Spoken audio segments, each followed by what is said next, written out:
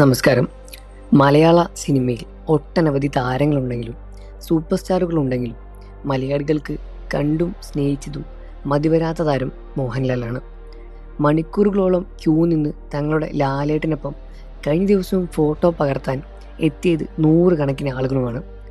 അവരിൽ കൈക്കുഞ്ഞു മുതൽ പ്രായമായ മുത്തശ്ശിമാർ വരെ ഉണ്ടായിരുന്നു എന്നതാണ് മറ്റൊരു കൗതുകം. അത്രമേൽ സ്നേഹിക്കപ്പെടുന്ന നടനാണെങ്കിലും താരത്തിനെതിരെ സോഷ്യൽ മീഡിയയിൽ പ്രചരിക്കുന്ന വിദ്വേഷ കമൻറ്റുകളും പോസ്റ്റുകളും കുറവൊന്നുമല്ല. നടൻ്റെ ഓരോ ചലനവും സൂക്ഷ്മമായി വീക്ഷിച്ച് അതിൻ്റെ പോരായ്മകൾ കണ്ടെത്തുന്നവരുടെ എണ്ണം സോഷ്യൽ മീഡിയയിൽ വരവോടെ വർദ്ധിച്ചിരിക്കുകയാണ്. കഴിഞ്ഞ ദിവസം ആരാധകർക്കൊപ്പം ഫോട്ടോയ്ക്ക് പോസ്റ്റ് ചെയ്ത താരത്തിൻ്റെ വീഡിയോ പുറത്തു വന്നതും വിമർശനം ഉയരുന്നു. കുട്ടികളെ കുഞ്ചിച്ചല്ലേ, ജാട കാണിച്ചു, സ്നേഹത്തോടെ പെരുമാറുകയായിരുന്നു എന്നെല്ലാമായിരുന്നു അവയിൽ ചില കമൻറ്റുകളും.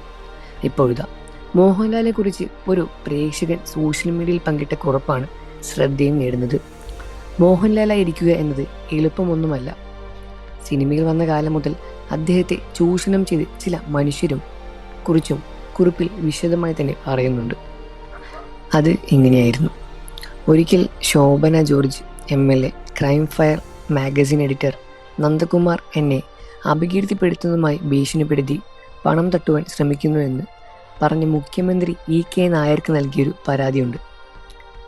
അതിലെ ഒരു വാചകം ഇങ്ങനെയായിരുന്നു: നന്ദകുമാർ എന്നോട് ഫോണിൽ പറയുകയാണ്, നിങ്ങളുടെ ചിത്രങ്ങൾ വെച്ച് ഞാൻ എനിക്ക് തോന്നിയ പോലെ നിറം പഠിപ്പിച്ച് കഥകൾ എഴുതി പ്രിൻ്റ് ചെയ്തിറക്കും.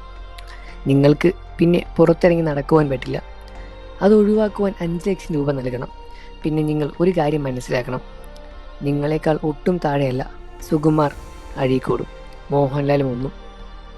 നിങ്ങൾ അനുഭവം കൊണ്ടേ പഠിക്കുന്നുവെന്ന് വാശി പിടിക്കരുത് എന്നായിരുന്നു ആ വാചകം. ആ പരാതിയിലെ മോഹൻലാൽ എന്ന പേര് കണ്ടപ്പോഴാണ് വർഷങ്ങൾക്ക് മുൻപ് കൗമാരക്കാരനായ എൻ്റെ കൈകളിലേക്ക് കൈമാറിയ ആ ക്രൈം ഫയൽ വാരികയുടെ മുഖചിത്രവും ക്യാപ്ഷനും ഓർമ്മ വന്നത്. അതിലെ മുഖചിത്രം മലയാളം കണ്ട ഏറ്റവും ഐശ്വര്യമുള്ള ആ നായകൻ്റേതായിരുന്നു. ഹെഡിങ്: മോഹൻലാലിന് എയ്ഡ്സ്, നടിമാർ പരിഭ്രാന്തിയിൽ. ഇതായിരുന്നു.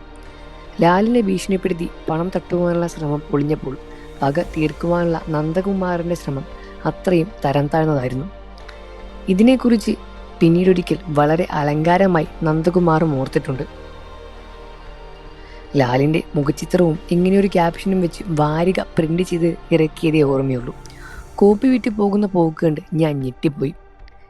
ടിപ്പറെ വരെ പ്രിൻ്റ് ചെയ്ത കോപ്പികൾ കൊണ്ടുപോയി ഇറക്കിയിട്ടുണ്ട്.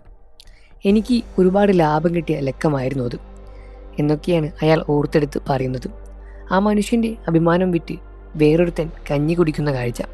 മികച്ച നടനുള്ള ദേശീയ അവാർഡ് പരിഗണന വേളയിൽ കാരണമില്ലാതെ തള്ളിക്കളയരുത്. കണ്ടോ? വ്യക്തി ജീവിതത്തിലെ ഓരോ നീക്കങ്ങളും സോഷ്യൽ മീഡിയയും വളരെയധികം ശ്രദ്ധയോടെ നോക്കുന്നുണ്ട്.